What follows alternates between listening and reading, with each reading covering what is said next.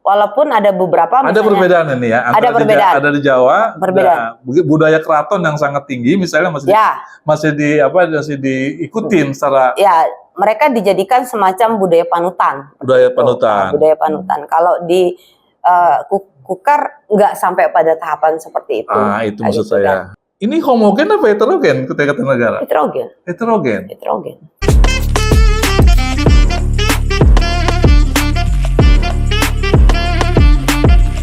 Assalamualaikum warahmatullahi wabarakatuh. Salam jumpa lagi bersama saya Charles Siahaan dalam acara yang keren sih. Acara bincang-bincang dengan pejabat di Kutai Kartanegara. Saat ini saya sudah bertandang ke kantor Kepala Badan Kesbangpol, Kesatuan Bangsa dan Politik. Ya. Dan di hadapan saya sekarang sudah ada Kepala Badan Kesbangpol, Ibu Rinda Desianti. Ini pasti nggak asing, kalau orang-orang politik itu pasti kenal. Ketika tahun 2003, ketika dimulai pilkada serentak secara langsung, Ibu Rinda ini sudah menjadi komisioner KPU. Dan itu asal tahu saja bahwa itulah sebenarnya yang pertama kali diselenggaranya pilkada secara langsung, dan beliau adalah pelaku sejarah. Kita sapa dulu Ibu Rinda Desianti. Bu, selamat sore nih Bu. Sore. Terima kasih sudah menerima kami, tim dari Duta Kaltim, untuk mewawancarai Ibu. Betul ya Bu ya, Ibu pelaku sejarah ya. Pelaku sejarah dalam waktu pilkada secara langsung. Mungkin bisa cerita dulu sedikit sejarah itu Bu. Ya, saya jadi komisioner KPU itu kan sejak Juni 2003, kemudian kita melakukan, ya pada waktu itu kita harus belajar cepat ya. Karena 2003 itu kita sudah harus mempersiapkan pemilu serentak sebenarnya. Bukan pemilu serentak, pemilu pileg. Pileg 2024 pada waktu itu. 2004, setelah itu kita sambung lagi pada bulan Juni, saya masih ingat. Kita melaksanakan Pilpres yang pertama juga tahun 2004. Kemudian disusul kita mempersiapkan pilkada pada waktu itu yang jatuh pada tanggal 1 Juni 2005. 2005. Ya, itu. Jadi pengalaman di KPU, komisioner, kemudian 2009 saya menjadi ketua sampai 2014 pasca dari KPU, kemudian saya karena saya PNS ya. Saya ke Kesbangpol jadi sekretaris, kemudian jadi PLT Kaban 2018, 2019 sampai sekarang menjadi Kaban. Dulu masih boleh ya PNS jadi komisioner? Ya boleh, karena kan waktu itu undang-undang tentang ASN-nya kan belum ada. Seperti itu. Sehingga sekarang juga sebenarnya boleh hanya saja mereka memang harus cuti di luar tanggungan negara seperti itu. Kalau dulu kan nggak masalah ya seperti itu. Iya, waktu itu kan pertama kalinya pemilu secara langsung. Betul. Dan itu bebannya ada, dan itu pertama kali di Kutai Kartanegara. Betul. Pasti ada dong beban yang ini kita ini harus disaksikan mata dari dari seluruh Indonesia melihat ke Kutai Kartanegara. Gimana? Kalau sekarang relatif lebih mudah ya, karena dari sisi regulasi gitu kan, KPU di provinsi dan kabupaten kota itu lebih kepada menjalankan regulasi yang sudah ditetapkan oleh KPU pusat. Misalnya kalau soal PKPU misalnya, mereka tinggal menjalankan saja seperti itu. Berbeda misalnya waktu zaman saya. Ya, itu maksudnya. Zaman saya itu regulasinya kita yang bentuk gitu kan. Kita yang membuat segala macam seperti itu, dari termasuk tahapan yang kita rencanakan juga kita rencanakan sendiri gitu, seperti itu. Semuanya sendiri. Semua sendiri. Semua di awal itu ya. Ya, karena ini kan awal ya, pertama semua sendiri gitu kan. Itu mitigasi resikonya juga kita lakukan sendiri seperti itu. Kemudian semua hal ya, termasuk merencanakan anggaran kayak gitu kan. Karena pada waktu itu kami berprinsip mestinya ya follow money program, artinya program yang kita jalankan itu adalah program yang memang mengacu kepada setiap tahapan. Karena kalau tahapan secara umum kan memang sudah ada sebelumnya. Tinggal kemudian tahapan itu kemudian diikutin seperti itu. Di samping beberapa perencanaan dengan memperhatikan kondisi di lapangan di Kutai Kartanegara. Karena Kutai Kartanegara ini kan dari sisi geografis kan sangat luas ya. Ada beberapa daerah yang sulit terjangkau. Kalau zaman saya dulu masih jadi KPU itu nggak ada beberapa bagian itu nggak bisa dijalani dengan mobil kayak gitu kan, harus pakai speed, pakai longboat, pakai cas seperti itu kan. Jadi kondisinya jauh lebih sulit lah dibandingkan dengan kondisi sekarang seperti itu. Waktu itu masih bergabung Kutai Barat ya? Enggak, Oh, sudah pisah. sudah Kutai Kartanegara. Cuman ya kondisinya tidak semudah kondisi sekarang sih seperti itu. Jadi memang pemetaan atas kondisi geografis itu menjadi sangat penting kayak gitu kan. Seperti itu. Nah, lagian karena pada waktu itu sesuatu yang baru ya kayak gitu kan, makanya juga sosialisasi pemberian pemahaman kepada masyarakat stakeholder itu menjadi sesuatu yang penting pada saat itu. Nah, tetapi menurut saya menyenangkan ya. Menyenangkan yang jadi pertanyaan memang sekarang tuh apakah dulu ya kan waktu merancang PKPU-nya ya, waktu namanya dulu bukan PKPU mungkin ya. Iya, peraturan KPU aja. Peraturan KPU. Sama sih sekarang singkatannya sekarang tapi PKPU. Pasti ada dong yang membekas itu yang dipakai juga. Kan ini kan pasti jadi rujukan waktu itu. Apa yang mungkin sampai sekarang itu bisa dipakai barangkali peraturan. Sebenarnya kalau saya lihat dari PKPU yang ada sekarang itu tidak banyak perubahan sih kayak gitu kan. Dengan PKPU tidak banyak bergeser. Lebih kepada kalau sekarang lebih dimudahkan, misalnya berkaitan dengan kalau orang tidak tercecer misalnya namanya di dalam DPT gitu pada hari H, dia bisa milih kan atas dasar putusan Mahkamah Konstitusi dengan menggunakan KTP yang disebut dengan daftar pemilih khusus seperti itu. Lebih mudah. Kalau dulu kan enggak. Sehingga Bapak masih ingat ada kasus misalnya ada lebih dari 1 orang yang mereka mencoblos tapi tidak masuk dalam daftar DPT, yang akhirnya kemudian kita lakukan pemilihan ulang di Muara Jawa pada saat itu. Nah, itu kondisi-kondisi seperti itu kan kalau sekarang kan sudah teratasi melalui PKPU.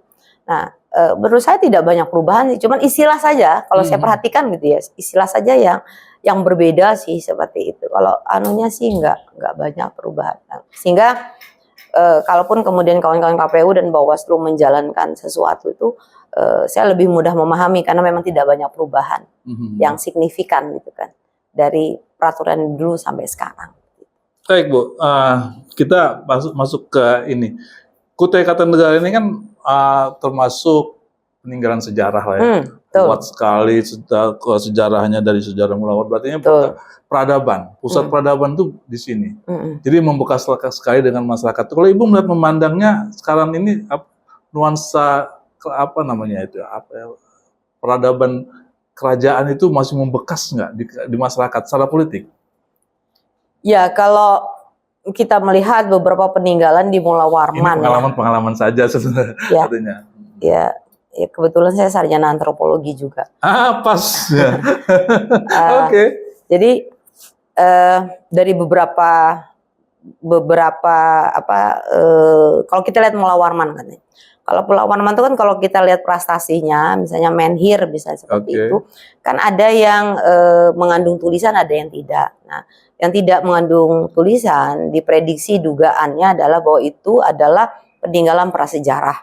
Kalau prasejarah dan sejarah itu kan dibatasi dengan dikenalnya tulisan sebenarnya. Kalau sebelum sejarah kan berarti kan tidak ada sesuatu yang ditulis. Nah, kalau di Morakaman itu hasil bincang-bincang ya gitu, karena Pemkab kan rencananya akan membangun kembali gitu situs Mula Warman kan. Situs Mula Warman. Ya, jadi beberapa kali kita diskusi dengan para ahli baik Debrin gitu, kawan-kawan Brin kayak gitu kan. Memang Kutai Kartanegara ini komplit ya gitu ya. Kalau kita bicara soal peradaban. Komplit. Kalau di daerah komplit maksudnya. Iya, komplit. Kalau di daerah lain misalnya cuman ada bicara tentang peradaban Islam, ada peradaban Hindu atau Buddha. Kalau di Kukarni enggak seperti itu. Kalau dilihat dari beberapa peninggalan yang ada seperti itu, di situ jelas gitu ada prasejarah kayak gitu kan, dengan ditemukannya menhir batu tegak itu, kemudian ada prasejarah yang menceritakan tentang persembahan kerbau misalnya pada upacara tertentu kayak gitu kan yang dilakukan oleh Kudungga seperti itu. Yang kemudian membuat simbol-simbol agama juga itu agama Hindu. Simbol agama, kemudian selanjutnya juga ada Islam juga dengan ditemukannya beberapa kuburan ya Islam seperti itu dan rangkaian sampai sekarang. Jadi memang kalau Kutai Kartanegara ini kayak gitu kan, kalau Pemkab kan akan rencananya gitu kan, berdasarkan hasil diskusi dengan kawan-kawan dari BRIN itu akan membuat culture landscape sebenarnya di Muara Kaman, karena dianggap dia dari tahapan prasejarah, sejarah gitu sampai kemudian pada perkembangan sekarang dia menghasilkan satu perjalanan kebudayaan yang komplit, yang Perjalanan lengkap. kebudayaan Ya, yang perjalanan komplit. Itu pertanyaannya ya. sekarang. Apakah memang sekarang itu masih terasa bahwa adat istiadat dan peradaban itu masih memang kerajaan itu masih ada gitu, dapat di hati masyarakat kita di Kutai Kartanegara? Kalau kita bicara unsur kebudayaan itu kan ada 7 ya, kayak gitu kan. Kalau BRIN tuh bilangnya OPK sekarang, objek pemajuan kebudayaan gitu. Ada beberapa unsur yang melekat. Kalau saya memandangnya seperti Sekarang apa ya? ringkasnya gini. Kalau di Jawa itu kan budaya Jawa itu sebagai pedoman kan? Ya. Dia pedoman. Itu. Kalau di sini itu tidak pada tahapan seperti itu, kayak gitu kan. Walaupun ada beberapa ada perbedaan ini ya, ada perbedaan. Ada di Jawa, perbedaan. Budaya keraton yang sangat tinggi misalnya masih diikutin secara ya, mereka dijadikan semacam budaya panutan. Budaya panutan. Kalau di Kukar nggak sampai pada tahapan seperti itu. Itu maksud saya. Kan? Nggak sampai tahapan. Tapi sistem peralatan hidup, misalnya sistem mata pencaharian itu masih mengacu kepada kebudayaan lama. Seperti itu, maksudnya kebudayaan-kebudayaan yang masih kita anut, misalnya sistem peralatan hidup, misalnya kesenian, misalnya seperti itu. Religi itu ada jadi pergeseran karena masuknya agama-agama Samawi, misalnya seperti itu. Nah, itu yang tidak terjadi seperti di Jawa. Kalau di Jawa kan ada budaya, misalnya kalau kita kayak di Jogja, misalnya seperti itu, Solo kan Jawa tuh menjadi budaya panutan. Kalau di sini tidak sampai tahapan seperti itu, kayak gitu kan, karena memang kita lebih heterogen ya, kayak gitu. Nah, itu pertanyaan berikutnya. Sebenarnya kalau persentase kita itu ini homogen apa heterogen Kutai Kartanegara? Heterogen. Jadi salah dong anggapan bahwa itu sekarang kita homogen, bahwa kita lebih mono gitu misalnya. Enggak, heterogen kita. Ya, kita heterogen. Itu misalnya cuman memang agak susah ya mengacu kepada jumlah berapa sesungguhnya orang Jawa, berapa sesungguhnya orang Kutai, itu agak susah. Kenapa saya bilang kalau agama lebih mudah karena dia tertera di KTP. Tapi kalau suku itu agak susah. Misalnya begini, anak saya itu agak susah disebut. Apakah dia suku Cina atau Kutai seperti ibunya? Kan agak susah karena terjadi perkawinan campuran kan. Jadi susah sekali kita mengacu kepada suku tertentu, tapi persentase itu tetap dijadikan dasar untuk kemudian memetakan sesungguhnya kondisinya seperti apa. Seperti itu, pendekatannya seperti apa. Misalnya kalau kita bicara misalnya Jawa, Bugis, Kutai, Dayak itu kan ya ada lah. Jadi kita sepakat lah, ini kita heterogen. Iya, itu juga pertanyaan yang sangat mengusik gitu. Kalau bilang Samarinda heterogen, udah pasti. Balikpapan sudah sini heterogen. Ini heterogen. Oke, kita sepakat itu. Bu, selanjutnya Ibu juga dalam bidang case Bangpol juga kan salah satunya juga menangani tentang bahaya teroris. Salah satunya itu. Kita tahu lah Kutai Kartanegara begitu sangat luas. Dan banyak kejadian juga yang pernah terjadi di Kutai Kartanegara bahwa bibit-bibit itu bahkan diketangkap lah, tapi pelarian, menjadikan tempat pelarian. Gitu. Bagaimana? Apakah itu Ibu melihat ada pengaruh nggak?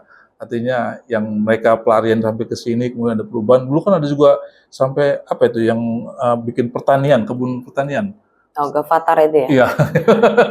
Masih ingat ya Bu ya? Saya sendiri sudah lupa itu. Boleh ceritakan itu Bu, silakan. Gimana ya saya melihatnya? Kukar ini kan wilayah yang terbuka, kayak gitu kan. Kita tahu bahwa ada beberapa wilayah kita yang sulit terjangkau, seperti terisolasi seperti itu. Misalnya kalau kita bicara tentang pelaku pemboman Bali tahun 2002, misalnya mereka ada yang melarikan diri di Tanjung Brukang, misalnya seperti itu. Kemudian ada yang pemboman di Okumene, gitu, di perbatasannya. Terus ada beberapa mereka kelompok-kelompok radikal gitu di beberapa kecamatan. Ya, itu sih terdeteksi seperti itu, kayak gitu kan. Cuman kalau saya lebih mendorong supaya mengaktifkan kembali kayak gitu kan fungsi RT gitu kan dalam pengamanan wilayah gitu kan di wilayahnya seperti itu. Kalau dulu kita mengacu kepada Orde Baru gitu kan, Orde Baru itu lebih mudah mendeteksi orang baru, mendeteksi setiap gerakan itu lebih mudah karena memang fungsi RT itu betul-betul berfungsi. Misalnya lapor 2 kali 24 jam seperti itu lebih berfungsi. Kalau sekarang kan orang cenderung lebih acuh ya dengan lingkungannya seperti itu, sehingga menyebabkan kemudian hal-hal seperti itu agak sulit Ya, gitu maksud loh. saya Lebih apakah lambat tidak gitu terdeteksi. berbahaya nggak terlalu kalau misalnya dimasukin lebih gampang terpengaruh misalnya, bisa masuknya dengan teroris-teroris itu ke sini.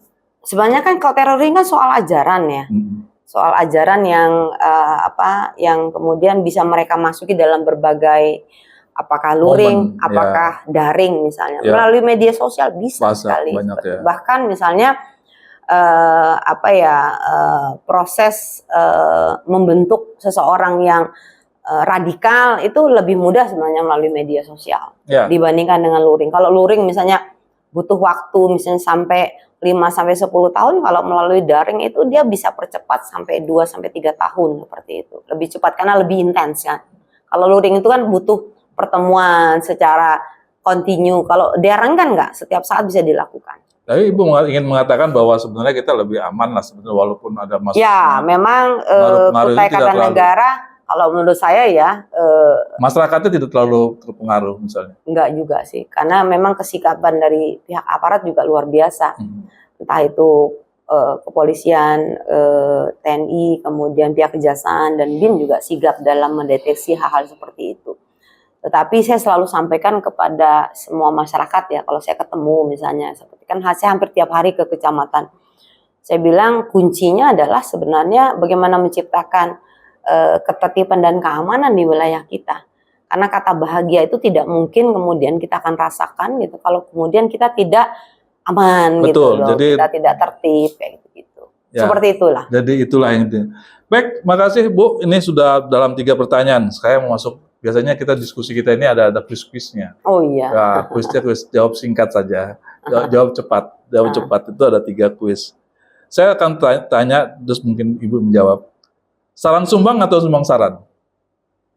Sumbang saran. Sumbang saran. Demokrasi liberal atau Pancasila? Pancasila. Republik atau kerajaan? Republik. Pasti Bu ya. Bisa dielaborasi mungkin? Nah, ini ada hubungannya dengan jadi gini. Kalau bicara Kesbangpol itu kan tusinya, tugas dan fungsi kan ipolek sosbud hankam rata. Jadi semua aspek kehidupan ini tidak lepas dari tugas dan fungsinya Kesbangpol. Memang terasa berat seperti itu. Misalnya kalau kita bicara misalnya pasca reformasi 25 tahun kita reformasi ya 98 gitu kan. Kan kemudian ada berkaitan dengan bahwa penanaman nilai-nilai pembentukan karakter Pancasila menjadi sesuatu yang tidak lagi dikenal secara familiar oleh kelompok muda. Misalnya kelompok kalangan milenial yang lahir 81 sampai 96 dan Z yang lahir pada tahun 97 sampai kemudian 2012 misalnya seperti itu. Nah, kegiatan saya hari ini itu lebih kepada saya menjalankan, mensosialisasikan Perpres 51 tahun 2022 tentang program Paskibraka itu sekarang tidak lagi di Dispora tapi di Kesbangpol. Oh, ya. Tupoksi baru nih. Ya, kerjaan baru. Kerjaan baru, sebenarnya harusnya tahun ini, tapi karena anggarannya sudah keburu di Dispora, akhirnya kemudian saya bilang kita akan mulai start di bulan Januari seperti itu, karena rekrutmennya di Januari dan Februari. Nah, untuk kemudian mengenalkan sistem rekrutmen baru yang sebelumnya manual, kalau sekarang yang akan datang ini itu kan menggunakan sistem online ya. Jadi pendaftarannya via online. Jadi saya ke sekolah-sekolah, kemudian mengumpulkan sekolah, kemudian menyampaikan kepada mereka berkaitan dengan sistem rekrutmen berdasarkan Perpres 51 dan Perka nomor 3 tahun BPIP tahun 2022.